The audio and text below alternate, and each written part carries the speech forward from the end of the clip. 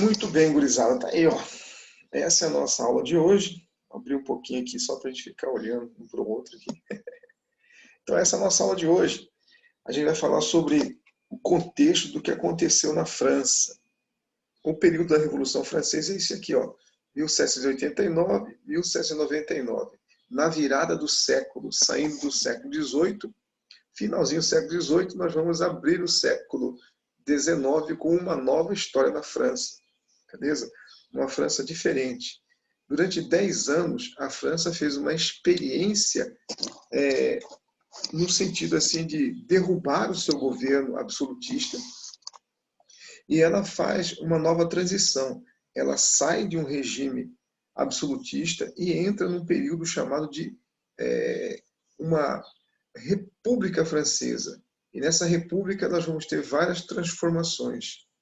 Durante esses 10 anos, eles experimentam as questões dos partidos políticos, nós vamos ver aqui, Girondino, Jacobino e Feuillante.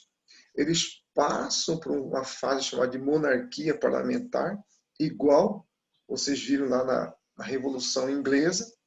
E depois eles, em vez de avançarem para um sistema democrático presidencialista, eles entram num sistema novo, que é um governo autoritário novamente, controlado por Napoleão Bonaparte. É estranho, né? Durante 10 anos, eles saem do absolutismo, eles entram numa monarquia parlamentar, experimentam a república, e depois, a um certo custo, para os franceses, eles vão apoiar um rei, um imperador, que é Napoleão, que vai governar de 1799 até 1815. Então, uma frase interessante. Beleza? O que significou a Revolução Francesa para o mundo naquele período? Era o segundo país, naquele período, uma monarquia nacional, que derrubou o rei. Só que tem uma pequena diferença nesse contexto de várias revoluções burguesas. Nós estudamos que as revoluções burguesas estabelecem a classe burguesa chegando ao poder máximo, que seria o controle de um país. Ela fez isso primeiramente aonde? Lá na chamada colônia americana. Os Estados Unidos se declararam independência e fizeram uma revolução burguesa nessa região, no Quinto Continente, no Novo Mundo, beleza? Esses movimentos eles voltam para onde? Para dentro da Europa. Aquelas ideias que foram plantadas dentro da Revolução Inglesa de 1689, elas chegam até a colônia, fazem independência, aqueles movimentos de liberdade, eles retornam ao continente europeu e agora vão fazer eco dentro da onde? Aqui, na chamada Europa Francesa, com uma pequena diferença. Se em 1689 nós tivemos aqui a eliminação do rei, o rei perdeu o espaço político e econômico e passou a ser controlado por uma representação política parlamentar na figura do primeiro-ministro, isso na Inglaterra. Lá na nova chamada Nova Inglaterra, agora Estados Unidos da América, nós vamos ter um regime presidencialista, onde o primeiro presidente vai ser o George Washington, certo? Com uma constituição de tendência liberal, já estudamos isso. Quando essas ideias elas retornam para a França, para dentro aqui da Europa Central, os franceses vão ter aqui o pensamento liberal, o pensamento voltado à liberdade econômica e política, capitaneado pelas ideias do liberalismo. Na França, essas ideias, já estudamos também, elas vão cair como se fosse uma luva, encaixando aonde? Dentro das necessidades francesas. Beleza? Então é nesse período que nós vamos ver a França fazendo uma revolução. Quem vai ser o cara que vai comandar essa revolução? A classe burguesa. Quem vai ser a mão de obra da guerra, da revolução? A população. Tranquilo? Você já está percebendo que, em determinado momento, quem toma as rédeas da revolução é a burguesia, é essa classe que necessita das liberdades econômicas e políticas pregadas pelo absolutismo, pregadas pelo liberalismo, beleza? Então, o que acontece? A França, ela caracteriza uma coisa nova. Ela derruba o seu rei, prende o seu rei e em praça pública ela vai arrancar, decapitar a cabeça dele, arrancar a cabeça dele e jogar para o povo. Ou seja, ela mata o rei, ela elimina de fato o antigo regime e estabelece uma república, ou uma monarquia parlamentar republicana. Essa é uma coisa nova que acontece na França, que vai também fazer o eco dentro do mundo europeu. E as pessoas vão ficar com medo escancarado dessas novas tendências liberais, radicais, burguesas que vêm da França. Os reinos como Prússia, a Rússia, a Áustria ficam temerosos. Portugal, Espanha, falam, pô, os caras mataram o rei ali. Então há um temor nisso aí. Agora você entende por que alguns reis, como nós já estudamos da Prússia, da Rússia, da Áustria, resolveram adotar as ideias do iluminismo. São chamados déspotas esclarecidos, lembra disso? Eles adotaram porque é melhor adotar do que perder a cabeça ali, né? Do que perder o reino e a vida. Muito bem. Então são tendências que nós vamos estudar agora nessa chamada Revolução Francesa. Vou apagar aqui o quadrinho, né? Para a gente não ficar aparecendo muito para vocês aí. Vamos avançar na nossa matéria aqui, gurizada. Senta aí. Muito bem, então nós temos uma França antes da Revolução. Aí, ó. Ela é marcada por umas características terríveis. Olha aí. É uma desigualdade desenfreada, desigualdade social, né? É uma crise econômica e, principalmente, a falta de organização, a falta administrativa para resolver essa desigualdade social e essa crise econômica. E aí você sabe, nós temos um rei, né, um déspota, nós temos aí uma representação do antigo regime que não consegue delinear um crescimento para a França, retirar a França dessa crise econômica.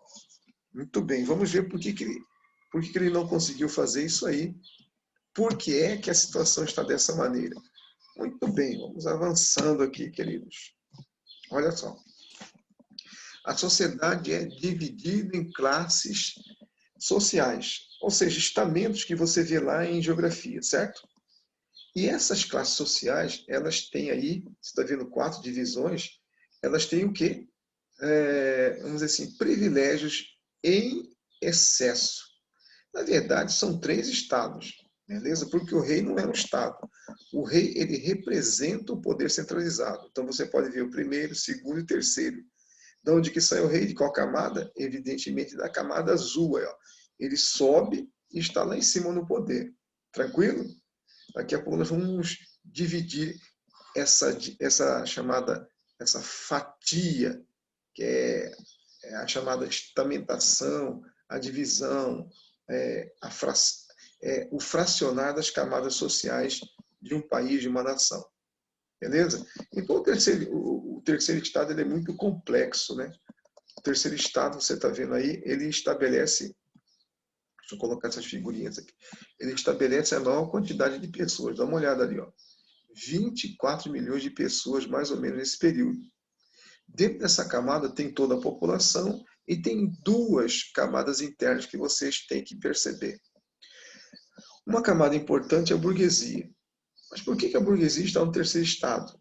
Porque ela não pode ser do segundo. Olha o segundo. Quem é o segundo? É a antiga nobreza. É a antiga, lá da Idade Média, a antiga classe dos senhores feudais. Nesse período são os nobres. Então a nobreza não ocupa a segunda camada, porque eles não têm sangue azul, porque eles não têm um pedigree, porque eles não pertencem a essa classe. Quem é a burguesia? São aqueles comerciantes que começaram a ganhar dinheiro e estão se projetando economicamente, mas não têm status, tranquilo? Não tem família, não tem nome. E o primeiro estado, você sabe que é o clero. Quem é o clero? É a Igreja Católica. O clero desse período, dentro do mundo francês, está dividido em duas camadas sociais aí, dentro do primeiro estado, que é o alto clero, ou seja, aqueles padres que se preocupam mais com a administração da igreja, aqueles padres que estão na parte do poder político, aqueles que têm mais privilégios econômicos. Quem é o baixo clero? São aqueles padres, por exemplo, a ordem dos beneditinos, a ordem dos franciscanos, são aqueles padres que não estão preocupados com os bens materiais, com o poder político. estão voltados um pouco mais para a fé, para a classe menos favorecida, estão preocupados com outras variantes desse poder religioso, tranquilo? E não deixam de ser padres, evidentemente. Então nós temos 3 estados. O rei está lá em cima porque ele representa o poder de todos. Ele só pode ser eleito rei se ele pertencer ao 2º estado, ou seja, a nobreza. Então, beleza? Pegou aí? Olha só. Essa camada aí, o 3º estado, é a maior, 24 milhões, que tem uma burguesia, né? E também tem o quê? A população. A população é dividida assim, ó. Os sans-culottes são aqueles que trabalham na cidade, né? São os chamados calças curtas. Eles imitam os nobres, eles querem usar aquelas roupas maravilhosas, mas eles não têm dinheiro suficiente para comprar. E os camponeses, aqueles que trabalham no campo, certo? Aí, essa é a camada maior.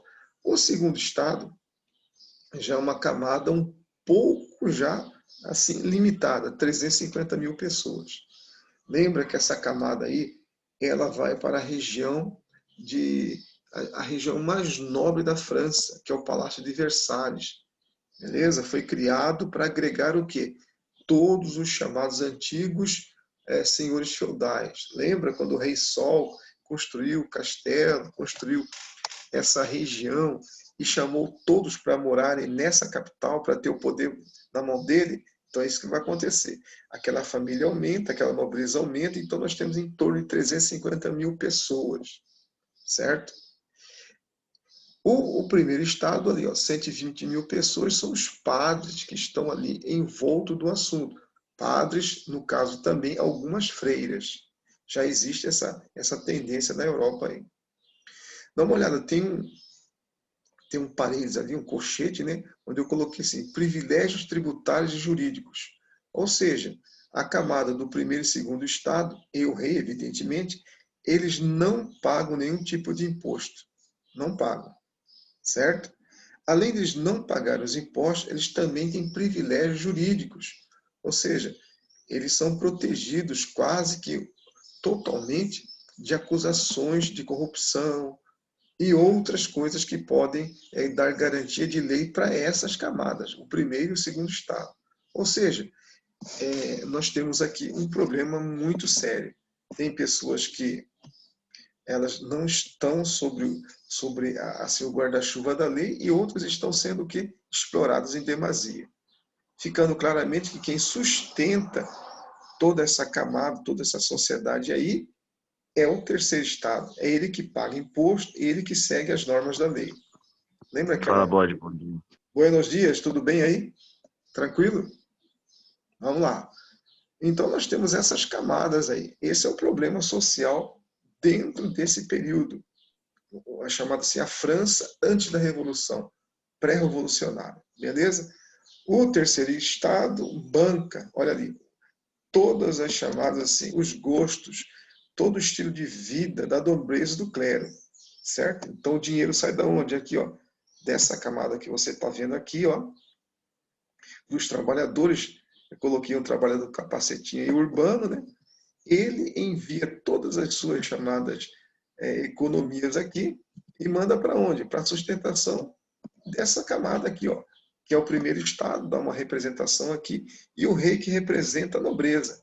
Então esse é um problema sério, é um problema gigantesco. Esse é o câncer que vai corroer todo o sistema e vai ser a base para entender a Revolução Francesa. 1º e 2º estado não pagando imposto, o rei dando toda a sustentação para esse grupo, e o 3º estado aí revoltado com essa situação, sem emprego, sem uma lei jurídica, sem nenhum tipo de situação segura. Beleza? Vamos avançar aqui. Aqui, ó, uma visão maior para você acompanhar aí. Onde que vai acontecer a revolução? Aqui, ó, na camada do 3º estado. Quem vai pensar a revolução? A burguesia. O que ela pensa? Ideias liberais, econômicas e jurídicas. Lembra disso?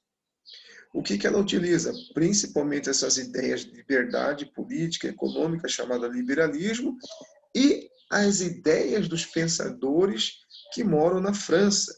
Lembra? Nós estudamos os iluministas. Diderot, D'Alembert, Rousseau, Montesquieu. Lembra disso?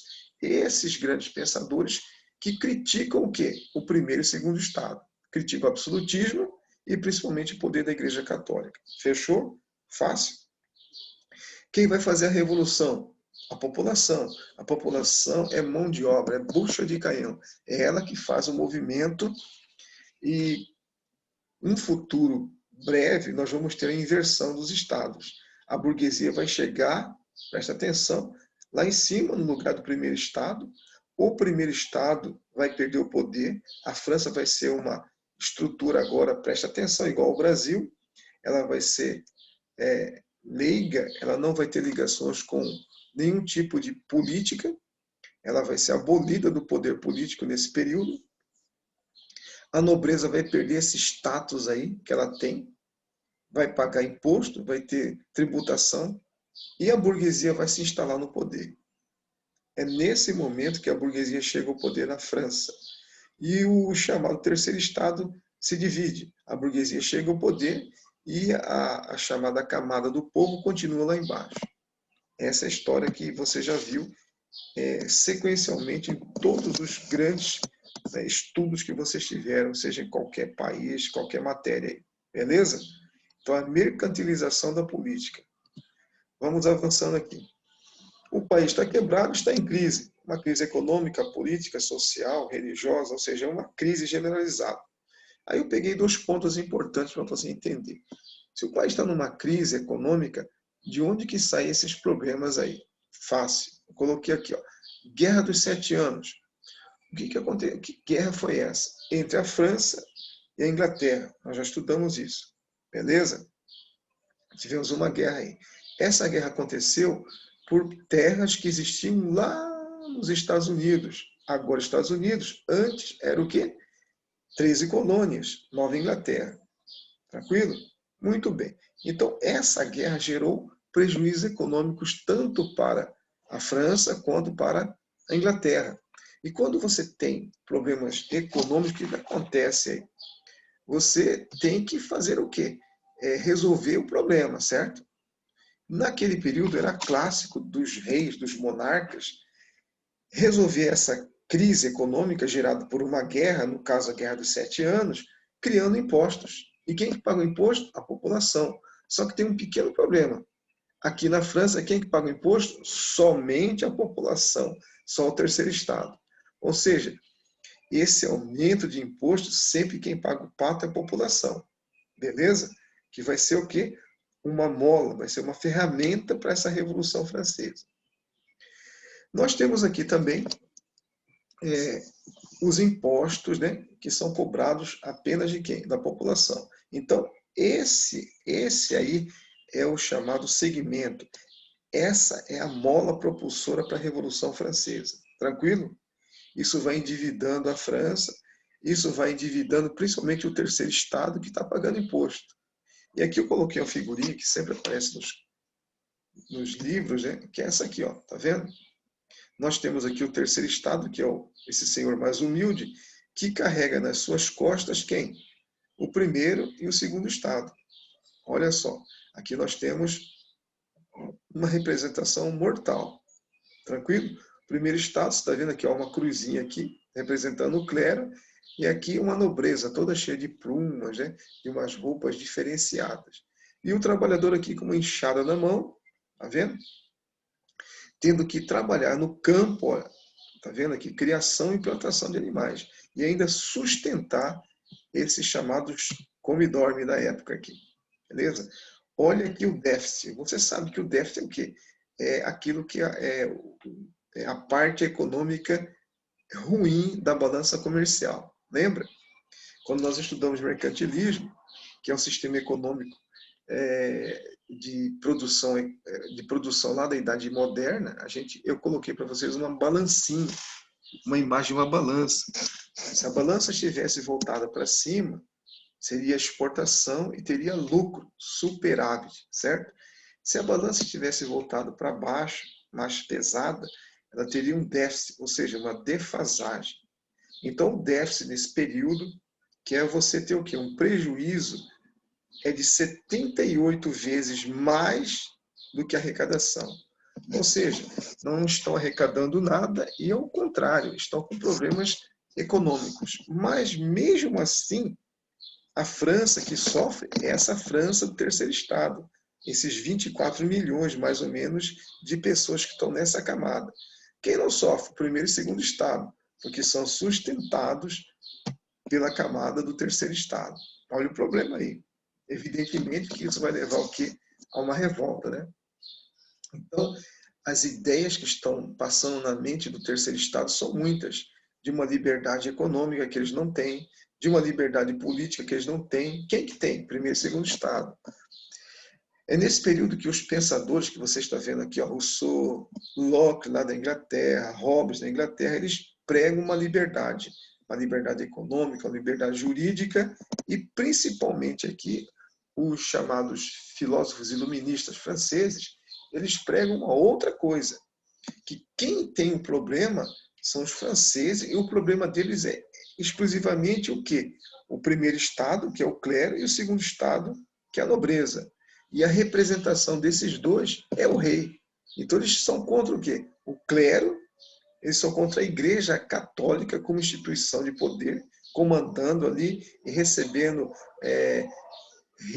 riquezas do rei, e são contra principalmente a nobreza. Então eles querem derrubá-las, beleza? Então esses pensadores iluministas, eles não querem mais esse antigo regime, que é a representação do primeiro e segundo estado. As ideias são quais? As ideias do liberalismo político e liberalismo econômico. Fácil? Então é nesse período que nós temos esses pensadores aqui, colocando cada vez mais as suas ideias na camada da burguesia, que vai passar para onde? Para a população.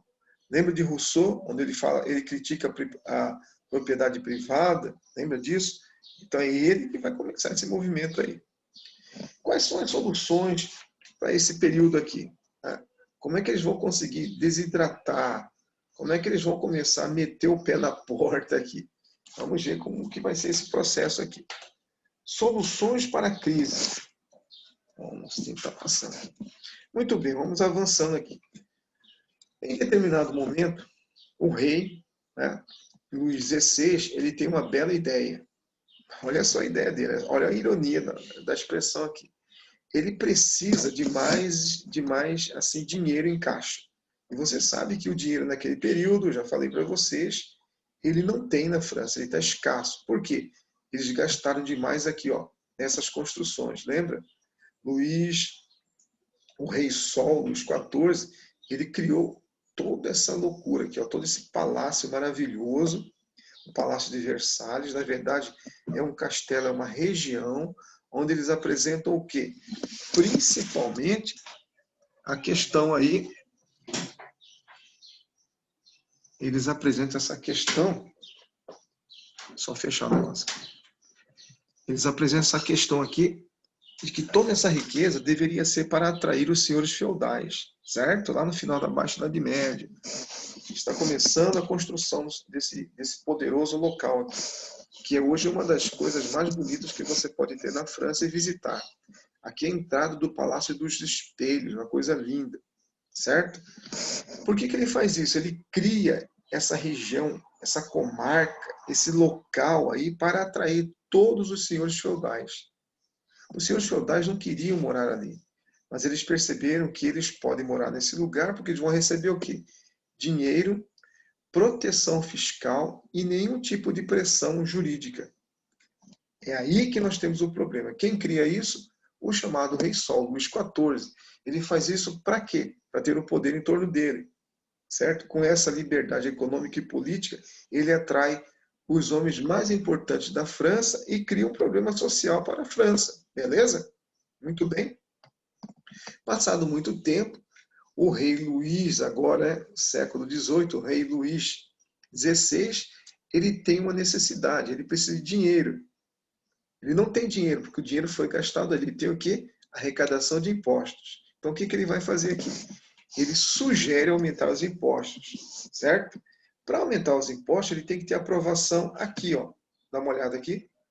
Essa aqui é uma imagem daquele período que foi apresentada nos livros. Eu peguei lá no Google e coloquei aqui para vocês. nós temos lá no fundo, tá vendo? Ó, a representação da monarquia. Ó. Nós temos até uma coroa lá em cima, tá vendo? E lá no trono nós temos quem? O rei francês, certo? E todo aquele pessoal que está do lado dele são os seus serviçais, os seus ministros, certo? E embaixo você vê que tem uma pessoa sentada ali. É uma representação da onde? Dos estados. São os líderes dos estados. E aí você vê pessoas à direita, pessoas à esquerda, as pessoas aqui embaixo, tá vendo? Aqui de frente, e a população lá olhando, mas não a população aquela miserável, né? Uma população mais rendosa. Então essa é a representação do quê? Do parlamento francês naquele período. Quem está reunido aí? A representação do primeiro estado, do segundo estado e do terceiro estado. Quem são essas pessoas? Você pode perceber, são os políticos, certo? Políticos que defendem o primeiro estado, o segundo estado e o terceiro estado. Se você tiver observação, olha, todos eles estão com aquela peruca, lembra aquela peruca branca, que é uma característica de representação de poder, certo? Que eles são de uma classe mais, vamos dizer assim, diferenciada que a população, ok? E também tem aquelas histórias que servem para proteger dos piolhos da época aqui. Muito bem. Então, essa é a chamada Assembleia dos Três Estados, por isso que é chamada Assembleia dos Estados Gerais.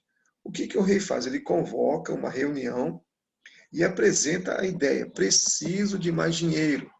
O rei precisa ir fazer uma guerra, ele está em uma guerra com um país que nós vamos estudar daqui a pouco, ele precisa o quê? Comprar mais munições, ele precisa comprar alimentos, ou seja, ele precisa investir nessa guerra. E nós temos então agora a apresentação dele, do pedido dele. Convocou os políticos dos três estados, é uma assembleia, é uma reunião, para apresentar o quê? O pedido de um novo imposto para a França. Está ali, ó. Luís XVI convocou então a Assembleia dos Estados Gerais.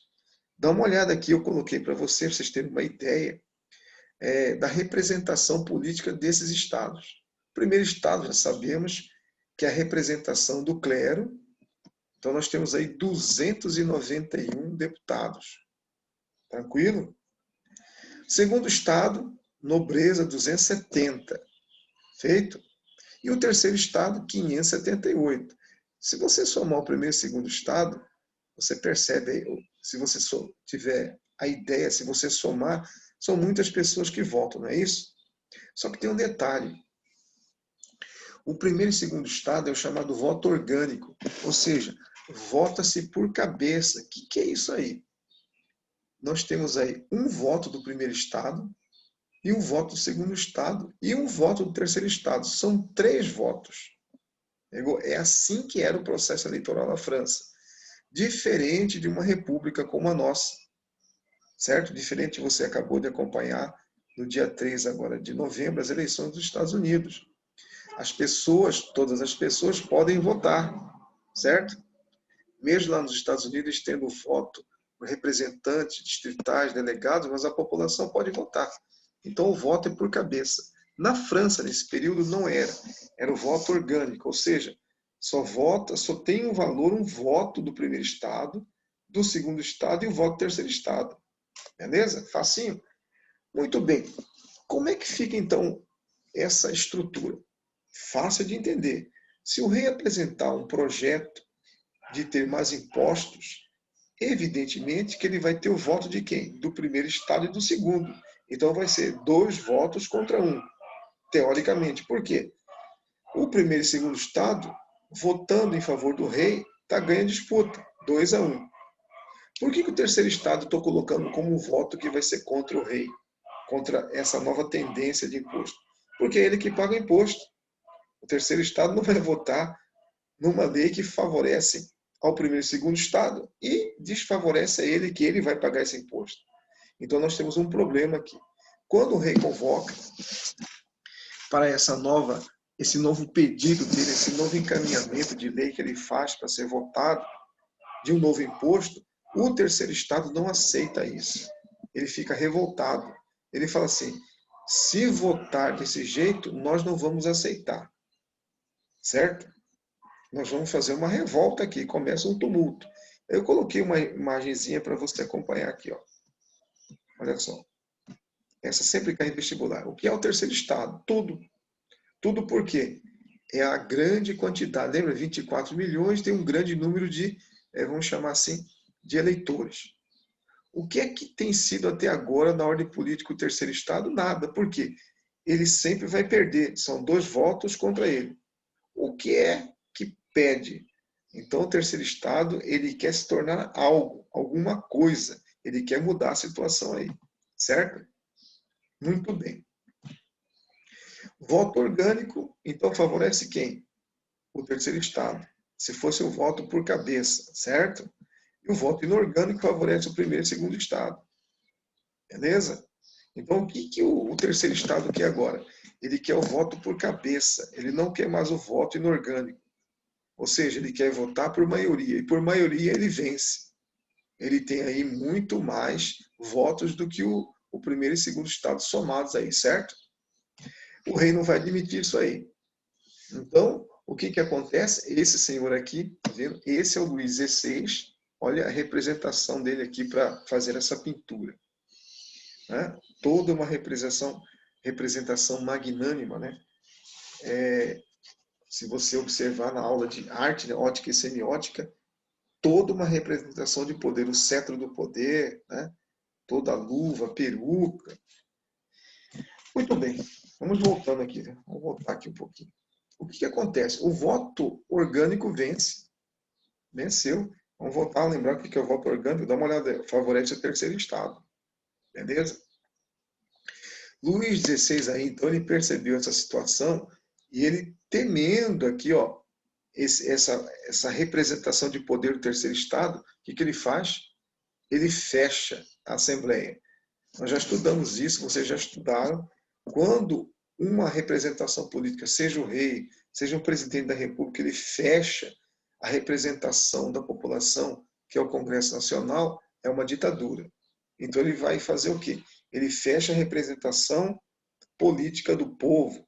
E aí nós temos uma espécie de ditadura do rei. Por que ele fez isso? Quando ele fecha a Assembleia, ele ignora o voto do terceiro estado. Certo? Ele vai governar com mão de ferro, ou seja, não precisa das leis do Congresso, ou seja, dos políticos. Ele vai deliberar a lei, certo? E é nesse período que os deputados do terceiro estado não aceitam o fechamento da Assembleia, eles vão abandonar essa Assembleia e vão para uma sala paralela a esse local. E ali eles se reúnem. Na verdade, isso era uma sala de jogo de pela ou pelar. O que é isso? Aquele squash que existe hoje. Eles se reuniam ali. Então, reunidos ali, os deputados, eles têm uma ideia. Ou seja, eles vão agora contra o rei, vão fazer um movimento, vão criar o quê? Estruturas para convencer a população que eles estão sendo manipulados mais uma vez. Como é que eles vão fazer isso? Através do quê? De impressos. Ou seja, de folders, de papéis. Eles vão fazer isso com as ideias de quem? Dos iluministas, que são os filósofos desse período. E vão colocar no papel que o rei, mais uma vez, está sendo manipulador. Ele quer estabelecer um imposto para que o terceiro estado pague. E quem apoia ele? O clero e a nobreza. Então, essa é a movimentação. Eles dizem assim, vamos criar aqui uma nova constituição para a França. Essa Constituição vai ser baseada na onde? Nas ideias iluministas, que criticam o antigo regime, nas ideias liberais e principalmente aonde? Nas ideias da Revolução Industrial Inglesa e lá na representação dos Estados Unidos com aquela Carta Liberal Democrática. E a partir desse movimento eles saem às ruas e começam a convencer a população que é preciso mudar. A população só precisava do quê?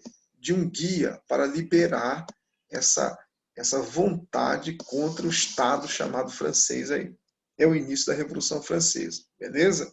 Então é por isso que eu coloquei que a burguesia pensa a revolução nesse período contra o autoritarismo desse senhor aqui que fechou a representação quando ele perdeu no voto aqui.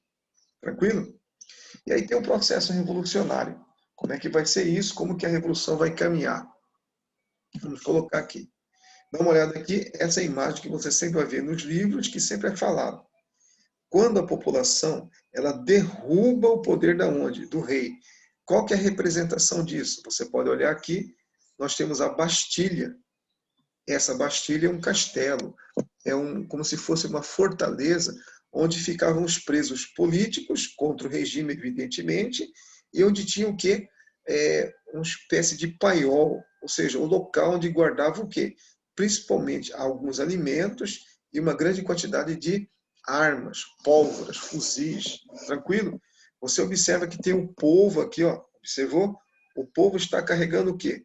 Lanças, está carregando aqui instrumentos de trabalho no campo.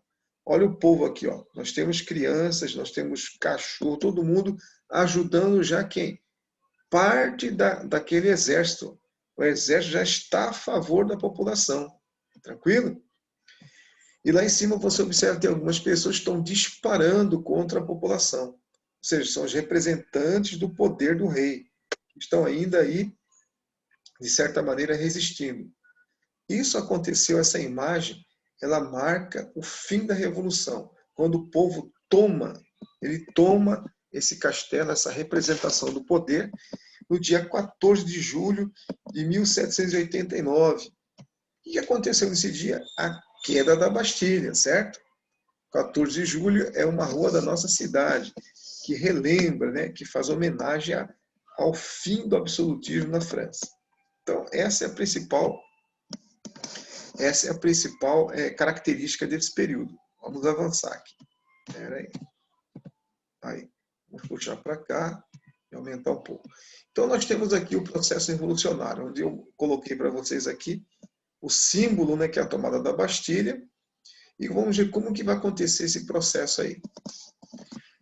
Enquanto os deputados, né, os deputados ali do terceiro estado estão fazendo aquela Constituição, escrevendo uma Constituição baseada nas ideias de liberdade, igualdade e fraternidade, a França sai às ruas. Quem sai às ruas? A população, para tomar o poder. E nesse período vamos ter aqui a participação da Guarda Nacional. O que é isso aqui? Agora, nós temos aqui os nossos chamados, a Força Nacional, certo? No Brasil tem isso aí, foi criado aí. Força Nacional, para atuar principalmente dentro da onde? Das questões dos estados brasileiros. Então tem um problema lá no Pará, naquela região onde teve uma revolta dos presídios, a Força Nacional vai para lá para fazer a contenção. Onde que nasce isso? Aqui na França. Então tem a tal da Guarda da Nação. O que é isso aí, gente? Um exército da população que foi organizado pela burguesia. Por que eles fizeram isso? Para enfrentar quem? Para enfrentar o exército do rei. Beleza? Então a população agora vai se tornar a representação do povo. É a criada a Guarda Nacional. Beleza? Qual que é o objetivo da Guarda Nacional? Defender a revolução de quem? Dos nobres, evitar uma radicalização. E aqui tem uma imagem desse pessoal aqui, ó. Deixa eu puxar para cá. Aí ele aqui, tá vendo? Ó. Esse é o representante daquele período ali. Muito bem. Opa. Deixa eu voltar aqui. Aí. Dá uma olhada aqui na queda da Bastilha. Já mostrei a imagem para vocês. Então, eu já falei que essa era uma prisão, era um paiol, uma representação do poder. O povo toma ela nesse dia aqui, ela cai, mas não é só um prédio que cai, cai o poder do rei.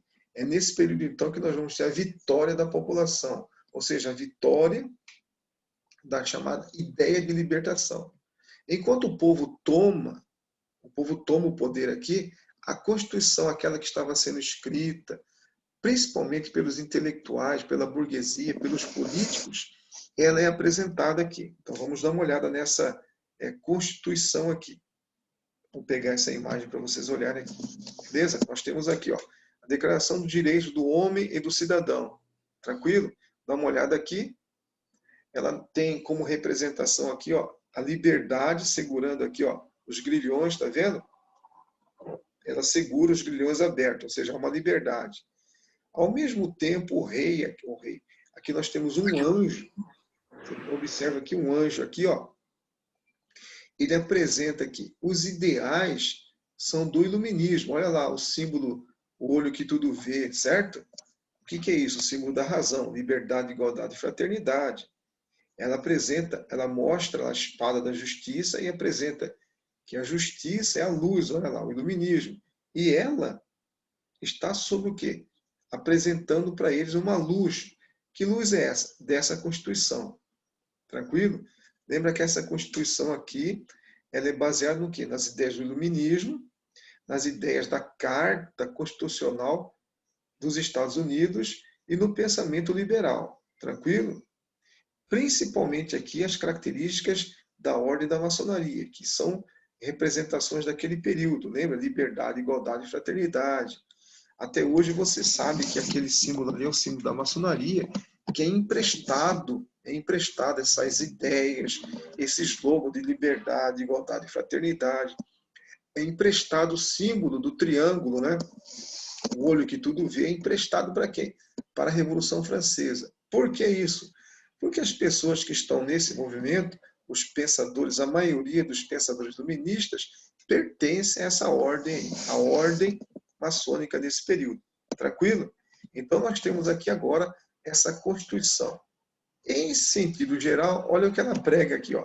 Esses 10, 12, 13, 14, 15 essas condições. Primeiro aqui, ó, acabar os privilégios feudais.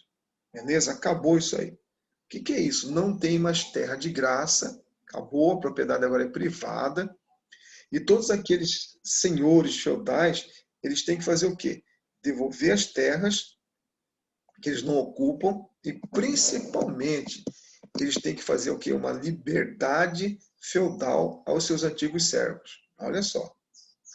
Declaração dos Direitos do Homem e do Cidadão. Vai ser criada essa nova carta. Quando que essa carta vai ser apresentada? Dia 24 de agosto de 1789. Você sabe aí que é aniversário da nossa cidade, né? 24 de agosto. Você sabe que é uma rua da nossa cidade aí. 26 de agosto, não tem? Então, no dia 26 de agosto, nós temos a edição dessa carta aí, beleza? Que vai ser a base para você entender as aulas de sociologia. Nós temos uma carta da ONU, não é? Que serve para os 189 países que são filiados à ONU. O fundamento dessa carta está aqui, ó, nessa que foi redigida lá na França e apresentada no dia 26 de agosto. Beleza? Dentro disso aí, nós temos também uma Constituição agora. Para quem? Para o clero.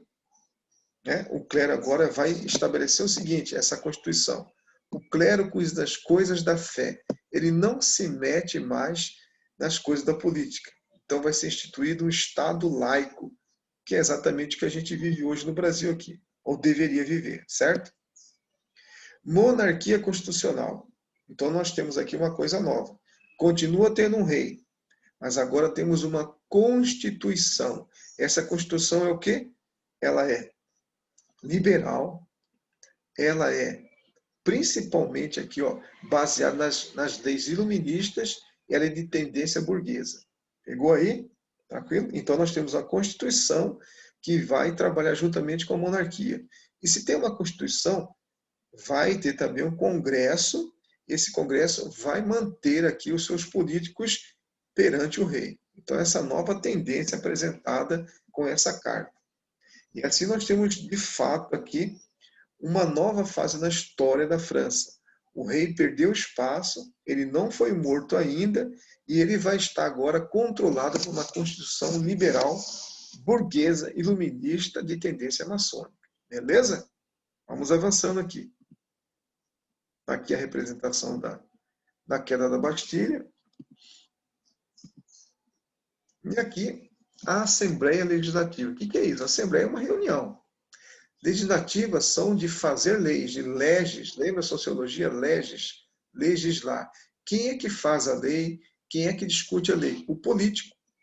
Você sabe, você está sempre acompanhando as aulas de sociologia, sabe que as leis são discutidas lá, são aprovadas ou são negadas, certo? Nós tivemos agora, aqui no Brasil, só fazendo uma questão de comparação, né? O governo do Brasil queria aprovar um novo imposto no Brasil. Durante o período da pandemia, foi tentado colocar dentro do Congresso Nacional nos deputados, da Câmara dos Deputados, depois da Câmara do Senado, um imposto para melhorar a economia do Brasil, ou seja, arrecadar mais dinheiro para tentar repor a crise econômica que o Brasil foi atingido, principalmente pela questão aí do coronavírus. A ideia veio da onde? Do governo. Então o governo apresentou essa ideia. Antes dela ser julgada dentro da Câmara, os políticos disseram que seria uma lei que não iria passar, porque não faz sentido você criar um imposto para a população pagar em um período tão ruim. O governo tem que ter o quê? Uma outra forma de tentar superar a crise e não repassar um imposto para a população num período tão ruim que é essa fase da pandemia. Então, você já percebeu que os políticos têm força de poder agora. Eles aprovam ou negam as leis, tanto deles quanto do chamado legislativo, que é o do presidente, no caso aqui do Brasil. Você tem uma ideia dessa força do poder do povo, que são os seus políticos. Tranquilo? Então agora nós temos dentro da França esse tipo de poder. Muito bem. E aí nós temos uma monarquia constitucional. Nós já estudamos, os iluministas, lembra disso? Eles pregavam os três poderes, certo? A separação dos três poderes. Porque antes era tudo fundamentado na mão de quem? De uma só pessoa, que era o rei. Agora não, nós temos o poder do rei, que é o poder executivo. Nós temos o poder legislativo, que é o poder de quem? Dos políticos que estão dentro desse Congresso, dessa Constituição. E nós temos o poder jurídico, igual nós temos hoje no Brasil, certo? Tranquilo? Então essa é a nova monarquia constitucional. E ali, essa monarquia também vai fazer o quê? A consolidação das leis. Todas essas leis aí, elas vão sendo aprovadas. Mas nós temos também uma característica. O rei continua no poder, mas ele tem agora uma representação de um dos três poderes. Tem o executivo, que é o dele, o poder legislativo, que são dos políticos, e nós temos o poder aí, hoje no Brasil, seria o Supremo Tribunal Federal, que são aquelas pessoas que vão vigiar a lei, a sombra do que? Da Constituição. Ninguém está abaixo da lei. E o voto passa a ser para todas as pessoas, censitário, beleza? Aquelas pessoas que têm um poder mais econômico aí. Já é uma falha nessa situação aí. Então, tanto o contínuo do rei quanto do voto censitário são problemas aí, ó, né? Que a burguesia não gostou. Falou, pô, a burguesia não, a população. A população vai fazer a seguinte reflexão. Nós ajudamos a tomar o poder do rei e vocês, burgueses, mantêm o rei no poder? A burguesia vai tentar explicar que o rei agora está limitado, ele não tem o poder sozinho, mas a população não vai gostar disso. Ela vai acusar assim, tudo bem, mas e nós aqui? Nós não votamos. Nós não temos o poder do voto. Quem vota é só quem tem dinheiro. Então, a chamada população está descontente. E percebeu que nesse processo a burguesia saiu da camada do terceiro estado e ocupou o lugar da onde? Do primeiro e segundo estado. A população, ou seja, ela foi, de certa maneira, enganada no processo da distribuição dos poderes. Quem assumiu o poder de verdade mesmo foi a burguesia. Tranquilo? Vamos avançando aqui. Nesse período nós temos então a aprovação aqui, ó, decreto da Assembleia Nacional Constituinte. Beleza? Ó, 1791. Então nós temos essa capa dessa Constituição, a primeira Constituição burguesa desse período. E aí nós vamos ter uma guerra contra a Áustria, beleza? O Império Austríaco, que forte e poderoso, está com tendências aí, vamos chamar assim, iluministas, déspotas. Nós temos um rei lá, que ele é déspota. Ele está com medo dos chamados efeitos dessa revolução dentro do seu reino. E ele também tem questões econômicas, territoriais com a chamada França. Então nós vamos ter um conflito entre eles. É a declaração de guerra contra a Áustria. Por que vai acontecer isso aí? Beleza? Quais são os motivos? Questões principalmente de dívidas antigas, questões de ocupação territorial, beleza? E questões políticas. A Áustria não reconhece a França não gosta disso, há um tumulto aí. Beleza? Então, nessa fase, essa guerra para os burgueses era a chance de evitar intervenções externas. Ou seja, já que a Áustria está tão ambiciosa, está tão contra a revolução deles, vamos fazer uma guerra. Se a gente vence a Áustria, os outros países, as outras nações vão ficar com medo da gente. Esse é o pensamento deles, certo? Demonstrar força de poder. Muito bem. E para o rei Luís XVI, era a possibilidade de restaurar a monarquia. Como que é isso aí? Se por acaso o rei vencer a Áustria, ele demonstra que força de poder, porque ele venceu. Lembra que ele é o poder executivo. Então ele, de certa maneira, ele pode aí falar, olha, eu comando bem ainda, eu posso ter o poder na mão. Tranquilo? E aí nós temos essa guerra. Quem vai fazer a guerra é a população. Lembra da Guarda Nacional que foi criada? Agora nós temos o Exército do Povo. Então, nesse período aqui, quando a Áustria tenta invadir, acontece essa guerra, a população vai vestir uniformes e vai lutar contra essa invasão. E nesse período, que não é o poder do rei, não é a Guarda Nacional, mas vai ser o quê? Um exército feito pelos camponeses, pelos sans-culottes, pelos camponeses urbanos e pelos camponeses, principalmente aqueles que trabalhavam lá no campo. Aquela pessoa que está lá ainda, os antigos servos, beleza? Então nós temos aí uma vitória bem caracterizada por quem? Pela representação do terceiro estado, seja o trabalhador urbano, o sans-culotte, ou seja o camponês, que pegou em armas para tentar impedir a invasão da Áustria na França, beleza? E quem são os líderes nesse período? Robespierre e Danton. Então esse aqui é o Robespierre, esse aqui é o Danton. São líderes do terceiro estado, beleza? E isso vai ter o que? Um significado. Principalmente quando foi descoberto que essas forças austríacas aqui, elas estavam sendo ajudadas por quem? Pelo próprio rei francês, certo? O rei estava aí, de uma maneira bem política, estava apoiando a invasão à França. Por que ele estava fazendo isso? Se a França fosse ocupada por um rei déspota, por uma monarquia estrangeira, ele iria fazer o seguinte, pedir à monarquia austríaca que deixasse ele no poder e fechasse o Congresso, eliminando a Constituição e o poder das ideias liberais aí, certo? Por isso que ele estava apoiando a invasão austríaca à França. Evidentemente que o rei foi descoberto e ele vai tentar fugir. Ele vai se disfarçar de mulher, vai tentar fugir. Mas não adiantou não. Ele vai ser preso junto com toda a sua família, vai ser colocado na cadeia, né? E ali nós vamos ter uma onda de pessoas tentando agora matar os chamados antigos nobres. É a onda da Revolução Camponesa, ou Revolução do Terceiro Estado. Olha só o que acontece aí. Eles saem, aqueles antigos servos, né, os camponeses, saem tacando fogo nos seus antigos senhores feudais, né, nas suas fazendas, e muitos deles enforcam essas pessoas. Eles matam, queimam.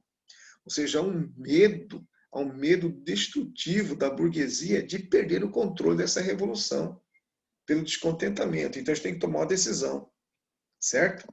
Qual é a decisão? Para conter essa onda camponesa, onda sans-culotte, eles têm que fazer o quê? Sacrificar o rei. Lembra aquela história que você conhece no xadrez? Sacrificou o rei para ganhar o jogo. Então eles vão colocar o rei agora, ele vai ser condenado à morte em praça pública. Então a população fica assim, ó, opa, vai ser abolido todos os antigos impostos dos chamados camponeses. Eles não vão ter mais impostos. Vai ser feita uma libertação do povo da terra. Toda a dívida foi abolida. Olha só uma coisa bacana. E não teremos mais um regime de monarquia na França. Olha que coisa interessante. Tranquilo? Tudo isso feito para quê? Para conter a revolução. Olha só. Dessa maneira, a população, ela vê o quê? De fato, as suas ideias sendo assim aceitas. Não tem mais um rei, vão matar o rei, acaba a monarquia. Quem vai governar? A população e a representação da população. Eles não terão mais dívidas antigas, não existirá mais servidão e eles vão ter terras. Pronto, a população ganhou o que ela queria. Beleza? Tranquilo? E aqui nós temos, então, uma fase dos períodos de guerra, aqui um quadro, né, que foi pintado sobre a guerra entre a França e a invasão austríaca aqui. Beleza? Olha como que era. Pareciam aquelas batalhas que vocês faziam quando eram crianças, né, brincando com os soldadinhos. Era mais ou menos assim a guerra. Muito bem. E agora? Como é que fica a França sem um rei? Porque o rei foi enforcado, mataram ele. Aqui tem até uma guilhotina, né? Muito bem. Agora nós vamos ter uma convenção. O que é isso? Uma convenção é uma reunião. Uma reunião das representações políticas da nação. Então é a Convenção Nacional. Vamos colocar a letra A aqui, ó. As forças políticas desse período, elas representam o quê? Os jacobinos. Quem são os jacobinos? São aquelas pessoas que defendem as ideias da esquerda, do parlamento, das propostas sociais, terra, liberdade. Lembra as ideias de Rousseau? Beleza? De propriedade privada, mas para todos, inclusive para a população. Nós temos os girondinos. Por que os girondinos aí são da região da Girôndona? Porque eles são chamados assim, porque eles vivem nessa região. E eles vão ficar à direita do parlamento. Daqui a pouco eu vou mostrar a figura para vocês. E eles já defendem o quê? Uma proposta mais voltada para onde? Para a burguesia. Uma propriedade privada, trabalho. E aí nós temos um terceiro grupo. São os partidos políticos jacobinos, liderados pelo senhor chamado Jacob, os girondinos que vivem na parte da Girôndona, e tem o pessoal que fica na parte de baixo. A parte de baixo como se fosse um pântano, uma região pantanosa. São os feuilantes, pântano. Eles seriam chamados centrão, né? O centro, eles ficam entre os jacobinos e os girondinos. E sem fortes convicções políticas, eles estão ali só fazendo o que o centrão faz, né? Ou apoia a esquerda quando é conveniente a eles, ou apoia as ideias da direita quando é conveniente a eles. Beleza? Então nós temos 3 representações políticas nesse período. Jacobinos mais representados pelas ideias do povo, os girondinos mais voltados às ideias da burguesia, e o pessoal do centro, que são aqueles políticos que vão conforme ventam o chamado o vento político da época. Beleza? E aqui nós temos a Convenção Nacional. Olha o período dela. Durante 1 ano, 2 anos aqui, nós vamos ter uma organização dentro dessa região. Dá uma olhada aqui, ó. À minha esquerda, nós temos então o pessoal aqui jacobino. Tá vendo aqui, ó? Classe média, baixa e os trabalhadores. Beleza? Eles estão onde? Nessa parte esquerda, um pouquinho mais acima, estão os sans-culottes. Ou seja, ficam lá na montanha, na parte de cima. A parte azul são os girondinos. Quem são os girondinos? O pessoal da burguesia, profissionais liberais, a classe média, esse grupo aí. Na parte de baixo é a planície ou pântano. E aí nós temos uma alta burguesia que fica ali, né, pendendo para ambos os lados. Então não esquece, foi nessa fase, durante a Convenção Francesa, que nasce aquela história que você escuta até hoje. Os partidos de esquerda, que são da população, e defendem o que? As ideias dela. Os partidos da direita, que são o pessoal que tem mais dinheiro, a burguesia, que defende as ideias deles. E o pessoal lá de baixo, que é o centrão, hoje, o famoso centrão. Então não esquece, esquerda, direita e o pessoal que está no centro, aquele que fica só ali no meio da situação. Tranquilo? Então é aí que nasce esse pensamento direita e esquerda, ou também do chamado centrão, que nós temos no Brasil hoje aí. Muito bem, feita a distribuição desses 3 grandes conjuntos de políticos, nós temos uma república. Lembra quando eu falei para vocês agorinha, o rei vai ser morto, mataram o rei, foi guilhotinado, está escrito aí, ó. E aí o que vai acontecer? Quem vai assumir são os partidos políticos. Qual é o partido político que tem mais prestígio nesse momento? Os jacobinos. Por quê? Foram os jacobinos, foi a população que venceu a guerra contra a Áustria. Foi a população que fez uma revolução para tentar tomar o poder. Agora quem? Essa revolução de matar os nobres, de ficar descontente com a traição do rei. Beleza? Então, nós vamos ter agora, nessa Convenção Nacional, o Partido Jacobino tendo mais poder político. Beleza?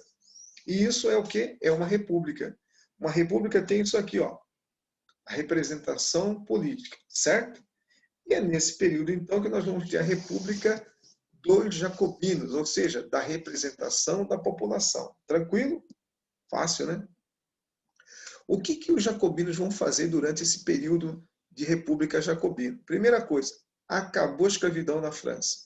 Aquela escravidão de senhor feudal, aquela coisa de você ficar preso à terra, todas as suas dívidas foram abolidas. Não tem mais isso. Acabou também prisão por dívida. Nós vamos ter agora um controle de preços para não ter inflação. Nós vamos ter agora pensões. O que é isso? Aquela pessoa foi prejudicada, ela vai ter agora uma indenização do Estado. Foi prejudicada porque alguém da família dela veio a morrer, porque ela perdeu terras, então ela vai ser indenizada. Outra conquista importante é o estudo.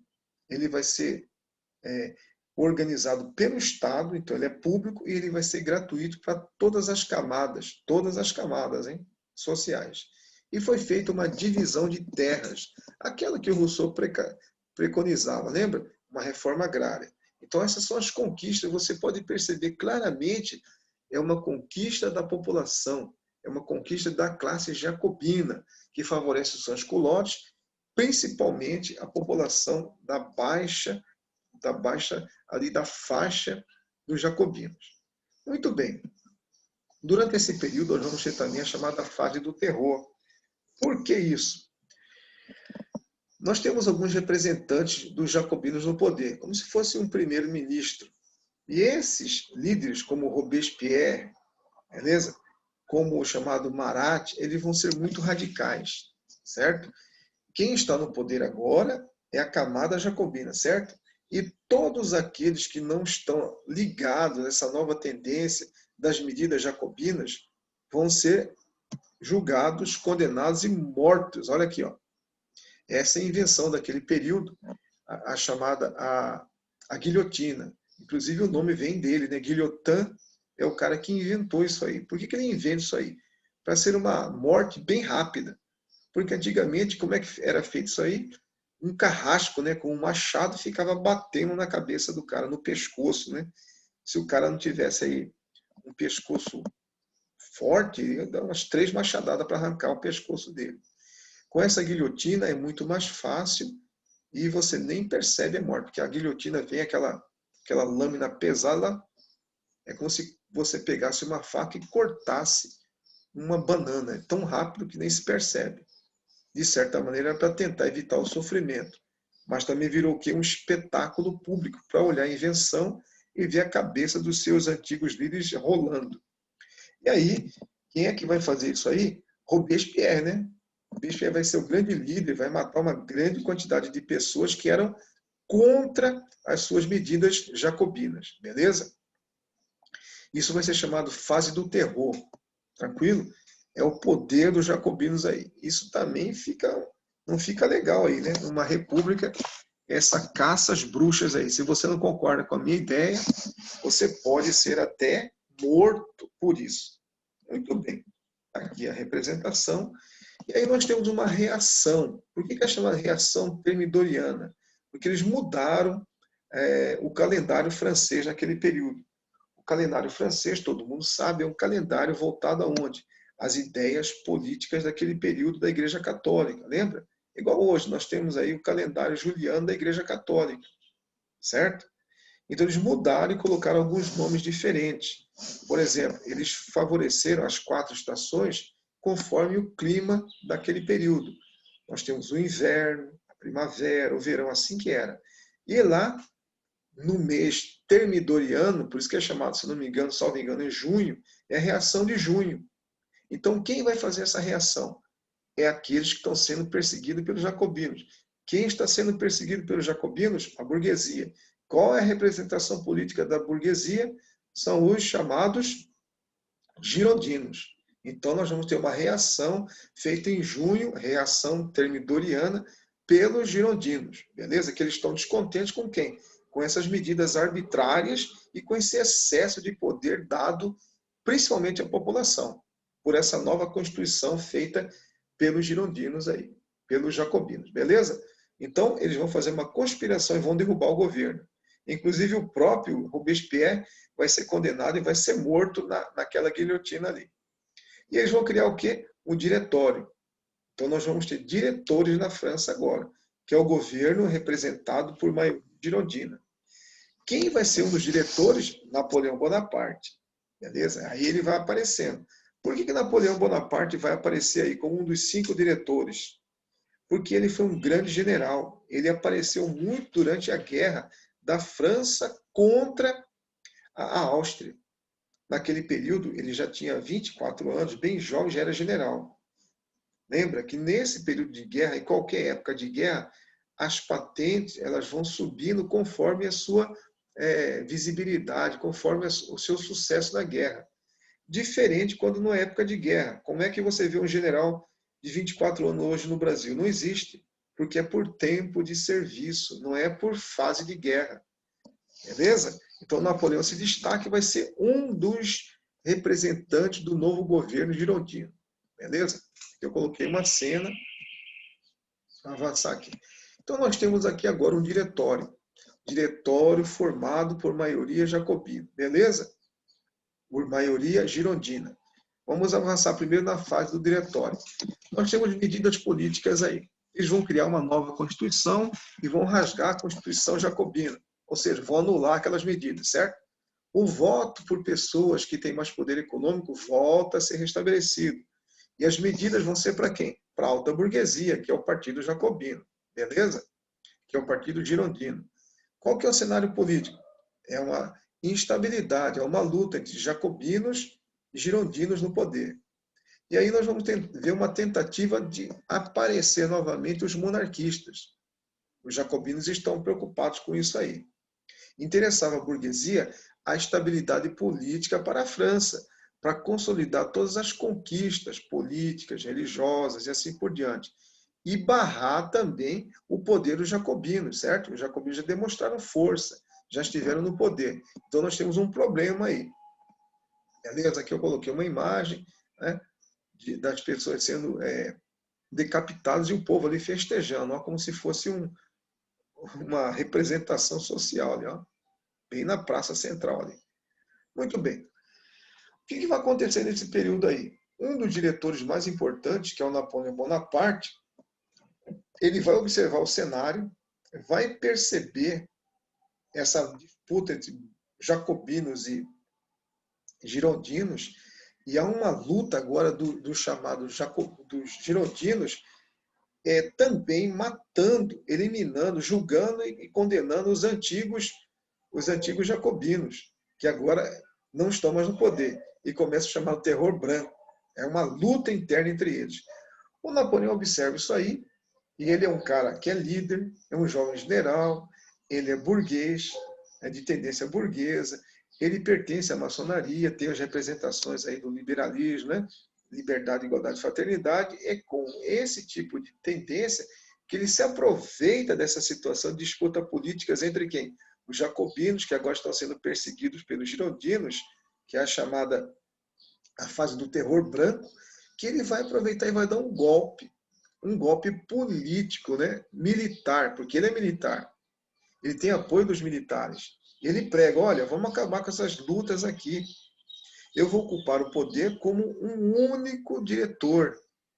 Beleza? Eu assumo o poder para tentar controlar esse tumulto aqui. E assim a burguesia vai apoiar, os militares vão apoiar e Napoleão começa a aparecer no poder político aí. Beleza? Isso acontece quando? 1799 é o fim da Revolução Francesa, mas continua o projeto burguês com quem? Com Napoleão Bonaparte, beleza? Para acabar com esse tumulto. Aqui é dentro do Congresso, onde Napoleão está bem no centro, e ele vai ser apoiado pelo projeto burguês. Tranquilo? Beleza? Na próxima aula, evidentemente, nós vamos ver aqui a continuação dessa matéria, que vai ser... Deixa eu fechar aqui para vocês. Interromper.